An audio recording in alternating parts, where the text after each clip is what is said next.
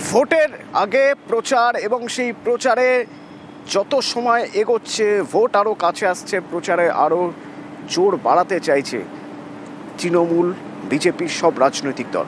তো তৃণমূলের প্রসঙ্গে যদি বলতে হয় তাহলে বলতে হবে যে তৃণমূল স্পেশাল 40 মুখপাত্রের একটা টিম বানাচ্ছে বিভিন্ন জেলার জন্য। এক একটা জেলায় 2 থেকে 4 জন থাকবেন এরকম। আবির রয়েছে সরাসরি আমার সঙ্গে। আবির, এই স্পেশাল 40, এই স্পেশাল 40-এ কারা থাকবেন, মানে তাদের কিভাবে বেছে নেওয়া হবে? 2 নম্বর, এই স্পেশাল 40-এর কাজ কি হবে?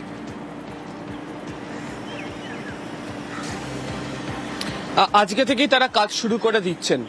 তৃণমূলের সূত্রের খবর, এই যে 40 জনের স্পেশাল টিম, সেখানে মন্ত্রী, সাংসদ, বেশ কয়েকজন বাছাই করা বিধায়ক, ছাত্র এবং যুব সংগঠনের যারা নেতা, সাংগঠনিক ক্ষেত্রে যারা দলের কাজ করে আসছেন সেরকম নেতাদেরকে বাছাই করে তৈরি করা হয়েছে। এছাড়া প্রত্যেক জেলাতেও 2 থেকে 4 জন করে এই ধরনের সদস্যরা যারা থাকবেন, যারা প্রত্যেক কটা ইস্যুতে তৃণমূল কংগ্রেসের হয়ে তারা তাদের বক্তব্য তুলে ধরবেন।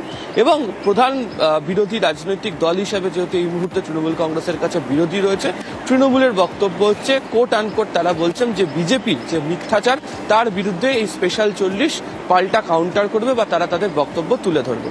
গতকালকেই তুমি জানো যে ধর্ণা মঞ্চ থেকে অভিষেক বন্দ্যোপাধ্যায় তিনি উল্লেখ করেছেন যে তারা প্রত্যেক কটা বিধানসভা ভিত্তিক এলাকাতে গিয়ে তারা প্রচার করবেন, মাঠে ময়দানে তারা থাকবেন। মমতা বন্দ্যোপাধ্যায় তো যাবেন, তিনিও সবকটা জায়গাতে প্রচার করতে যাবেন। এবং সূত্র যেটা জানাচ্ছে সেটা হচ্ছে আগামী সপ্তাহ থেকে তৃণমূল কংগ্রেস জেলা জুড়ে তাদের যে বৃহৎ আকারে যে প্রচার কর্মসূচি তারা নিয়ে শুরু করে দিতে চলেছে।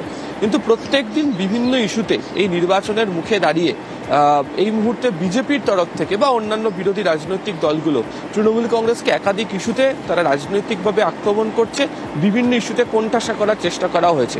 নির্বাচনের মুখে দাঁড়িয়ে তৃণমূলও চাইছে স্পেশাল 40-এর মধ্যে দিয়ে পাল্টা তাদের বিরুদ্ধে যে রাজনৈতিক প্রতিঘাত সেটা তৈরি করতে এবং তথ্যভিত্তিক প্রতিঘাত তৈরি করতে, এবং সেই কারণেই এই বিশেষ দলকে তৈরি করা হয়েছে। যে প্রচার কর্মসূচি রয়েছে তার জন্য প্রত্যেকটা বিধানসভার জন্য আলাদা আলাদা কৌশল তৈরি করা হয়েছে। কৌশল ভিত্তিক যেমন প্রত্যেকটা বিধানসভা ভিত্তিক প্রচারে যারা যাবেন, ঠিক একই রকমভাবে মাঠে ময়দানে প্রচার করার পাশাপাশি এই ব্যক্তিরাও প্রচারে থাকবেন। এবং একটা আলাদা করে ব্লকে ব্লকে টিম থাকবে যারা হচ্ছে বিভিন্ন বাড়ি বাড়ি গিয়ে বিভিন্ন ইস্যু নিয়ে তারাও জনসংযোগ চালাবেন।